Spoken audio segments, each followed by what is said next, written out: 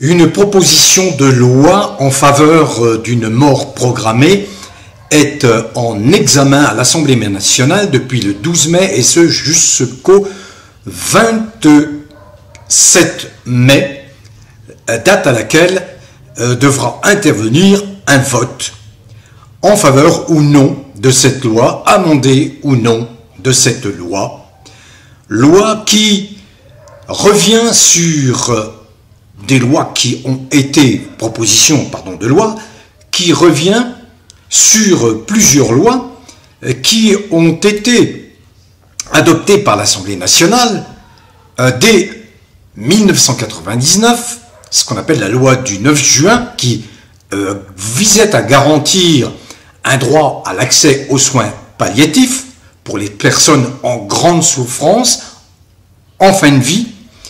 Puis la loi la plus célèbre, c'est la loi de 2005, celle de qu'on appelle la loi Leonetti, qui était relative aux droits des malades et à la fin de vie, mais qui se préoccupait d'éviter des pratiques d'euthanasie prématurée, et puis tout en empêchant l'acharnement thérapeutique.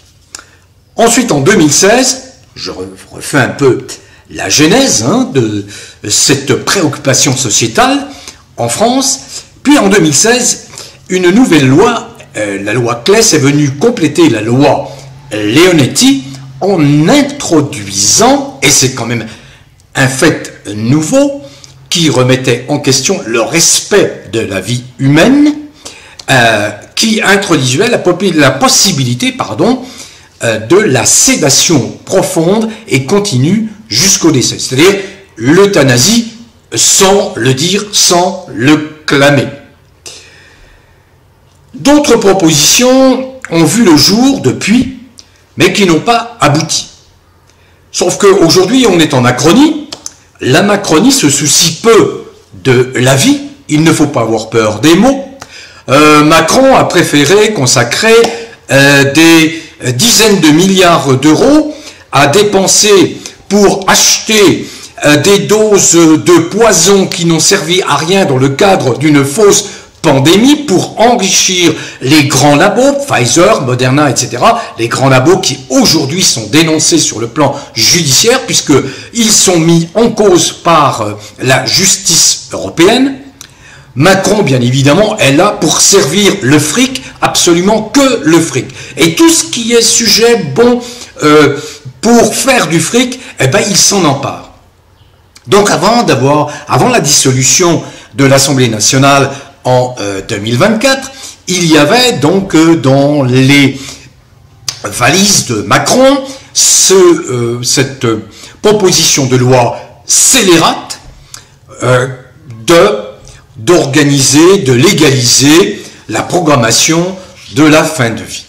Alors, sauf qu'il faut quand même savoir une chose, c'est que en France, 500 personnes chaque année meurent faute d'avoir eu accès aux soins palliatifs. Or, ces soins palliatifs, moi j'en ai été témoin avec l'hôpital que je connaissais très bien dans une région qui a été reconverti en soins palliatifs. Et c'était une excellente chose. Mais voilà, faute d'investissement, faute de placer la priorité sur la fin de vie pour atténuer la souffrance des gens, soit qui sont atteints par un âge, par la vieillesse, soit qui sont jeunes et qui sont atteints par une pathologie irréversible. Et dans ce cas, il y a fin de vie et il y a nécessité de soins palliatifs. Mais est-ce le souci de M. Macron d'investir dans les soins palliatifs, d'ouvrir des hôpitaux, d'ouvrir des centres de santé orientés vers les soins palliatifs? Ce qui fait que le constat est absolument lamentable. Parce qu'au moment où lui finance des poisons pour empoisonner des gens qui ne sont absolument pas atteints de soi-disant Covid, qui n'a jamais existé le Covid, c'est la pandémie. Pareil, il ne fait rien, justement, là où il y a un énorme besoin. un énorme effort de la communauté pour soulager nos anciens. Mais Macron, il en a cure les anciens, il n'en a rien à foutre, Macron, des anciens. Il ne respecte pas les anciens, c'est pas dans sa culture, si tant est qu'il ait une quelconque culture, Macron. Voilà le problème. Et personne, si Madame Boutin qui se réveille, et tant mieux Christine Boutin, qui s'élève, qui crie, c'est pas normal.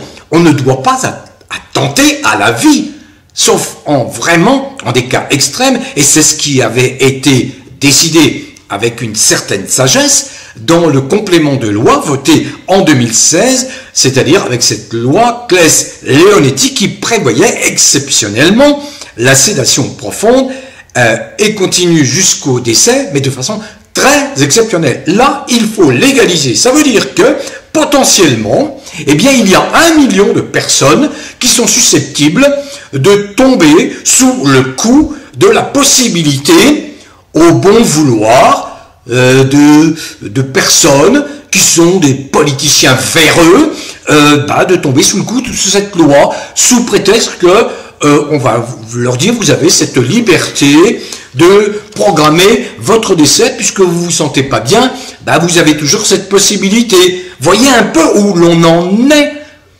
au niveau de la morale, sans être moi-même quelqu'un qui a un attachement particulier à une confession particulière. Mais je comprends très bien la réaction des catholiques, en particulier. La prise de parole des évêques de France est sans nuance de ce point de vue. Cette loi n'a pas sa place. Cette loi, elle ne répond absolument pas aux besoins, un besoin crucial, qui est un besoin essentiel, d'abord de respect de la dignité humaine, et ensuite se préoccuper principalement de l'atténuation de la souffrance. De la souffrance. Ça n'est pas pour autant l'occasion de franchir un pas qui nous fait quitter notre humanité. L'euthanasie, ça n'est pas un mot vide de sens qu'on utilise comme ça, cette novlangue macronienne où on utilise les mots pour un sens qu'ils n'ont pas. Donc on est en Macronie, on est dans la folie totale. Alors on s'occupe d'un sujet comme celui-là, sociétal, on avance, après avoir consulté quelques affidés macroniens, que c'est une préoccupation majeure des Français. Non, la préoccupation majeure des Français, c'est de voir leurs proches, leurs amis, qui sont atteints par le grave maladie, leur préoccupation, c'est qu'ils ne souffrent pas. C'est ce qu'on appelle les soins palliatifs. Donc, cette loi, cette proposition doit être donc, va continuer à être examinée jusqu'au 27 mai et l'Assemblée nationale devra se prononcer. Mais il y va de la dignité de chacun de ne pas accepter cette loi en l'état parce que elle officialise la possibilité de tuer, tout simplement. De tuer. De tuer. Quand on connaît l'état d'esprit de ces macroniens, on ne peut pas penser qu'ils sont animés de bonnes intentions. C'est totalement faux. Quand on sait les dégâts que Macron a causés en France, 40, 50 000 anciens morts par injection de Rivotril pour augmenter les statistiques de décès de façon totalement fallacieuse, malhonnête, statistiques de décès d'une fausse pandémie. Quand je vois que Macron a signé, vous imaginez un petit peu cet acte odieux de l'OMS, l'accord sur les pandémies, ça veut dire que il cède la souveraineté du pays de France en matière sanitaire à un organe qui est soumis à Bill Gates, à tous ces criminels qui ont jeté le désordre mondial, qui continuent à vouloir dépeupler la planète parce que ça les arrange. Voilà le grand problème. Donc, aujourd'hui, nous sommes soumis à une espèce de pacte des pandémies qui dépend de l'OMS, un organisme privé qui n'a aucune autorité, aucune légitimité. Foin du serment d'Hippocrate, foin de la liberté de soins des praticiens, des médecins.